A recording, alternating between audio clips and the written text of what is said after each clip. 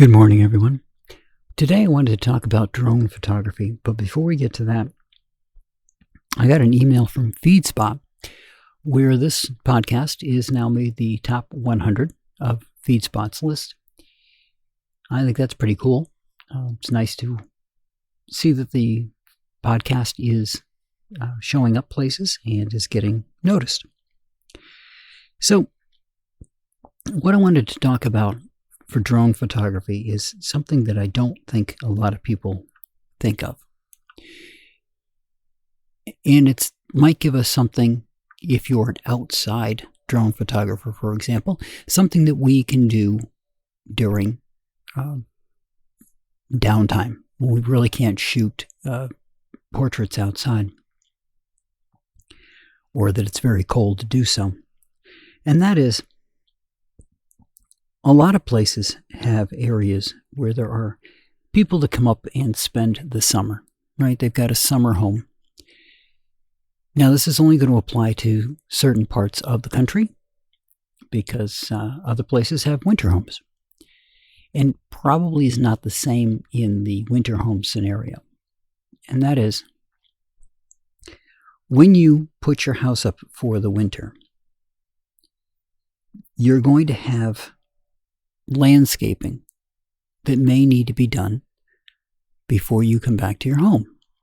Now, there's two ways that could be done. Obviously, you could do it yourself, or you could hire somebody.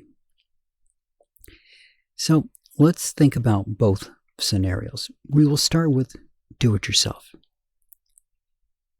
You don't know what you're going to come into when you come to your home. But if you hired a drone photographer to overfly your property and maybe point out things that don't look quite right, like a branch that's down. Maybe one of the branches came across your driveway, and that'd be good to know before you drove into your driveway and had to move the branch before you unpacked your car. But the reason I suggest a photographer do this as opposed to somebody who just does land surveys, for example, is that as photographers, we look at things differently. We spend so much time going over photographs that we've taken, looking for anomalies, looking for somebody who blinked, looking for something that doesn't look, looks out of place.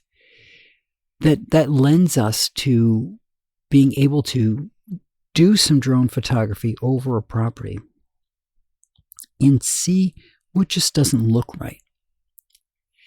And in this scenario, we would be able to provide that photography, but we'd also be able to tell the homeowner if there are things that they need to worry about. For example, a lot of homes could be off the beaten path. There's a couple around here that are out on dirt roads. Well, what does that road look like? What does the home look like after we've had winter storms and things of that nature? Is there anything that we need to worry about before we get to the home? Maybe there is a branch down and we want to call and have somebody take care of that branch before we get to the house. Things like that. Now that handles the do-it-yourself or a little bit of an advanced warning before you get in. But what about people who have enough money to hire a landscaping company? Now, probably these are not down dirt roads. So we're not thinking about driving into the mud and things like that to get the photographs. But if you're a landscaping company who's going to go out to a customer's property and get it ready before they come back, you're going to need to know what to bring with you. Do I need to bring a wood chipper, for example, because there's a big tree down and we're going to have to remove the tree? Now, you could, as a landscaping company, send out spotters, somebody to go out, take a look at the land, and report back what they found and what needs to be done. But think about this. For every spotter you have out there, that's one less person who can help you with another project. Literally, time is money in this case, because the more time you have to spend not doing landscaping is time away from doing a landscaping job, of which you're probably getting paid much better than you are, if you're even charging, for somebody to go out and preview the area. By hiring a drone photographer to go out and overview that land and to give you the photographs, you'll know what it is that you need to worry about, what's out there that needs to be addressed, without sending any of your own people out there. You can then take those photographs back.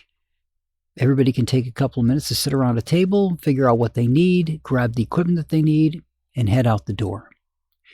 So you've now saved time, both in the fact that you don't have to get out there and then realize you need something and then have to have somebody go get it or have it brought out.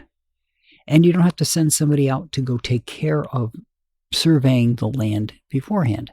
You can get that nice view. And I'm not just talking about overhead. You could fly the drone in as if somebody was driving up the driveway even, and let them see what it is that they need to address before the person shows up at their house. Right? So I see a niche here for drone photography, especially for photographers who do outdoor shots. And, you know, it's springtime. They're looking at getting the homes landscaped before the people show up. I'm pretty sure that it doesn't happen that they give a phone call saying, hey, I'm going to be up next week, and the landscaping firm has to go out there. But it might happen. But this lets those landscaping firms know what's going on. So in both cases, we're using our ability to notice things, make sure we've captured those things on film or on digital medium, either in the videos or in still shots, and then communicate those back to the concerned party so they know what to expect and what they need to accomplish before coming back to their vacation home. Now, there's certain areas of the country that are going to have more vacation home possibilities than others, obviously. And as I said, this is probably more of a winter home type of scenario. I don't think you'd have as much down in Florida, although they do have storms down in Florida.